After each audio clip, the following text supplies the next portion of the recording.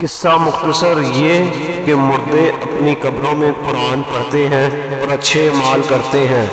نبی پاک صلی اللہ علیہ وآلہ وسلم جس رات ان کو معراج ہوا، موسیٰ علیہ السلام کے پاس گزرے۔ وہ اپنی قبر میں کھڑے نماز پڑھ رہے تھے۔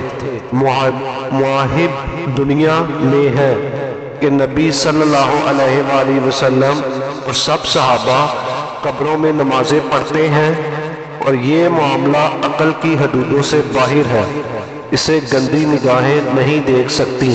بیان الاسرار صفحہ 253۔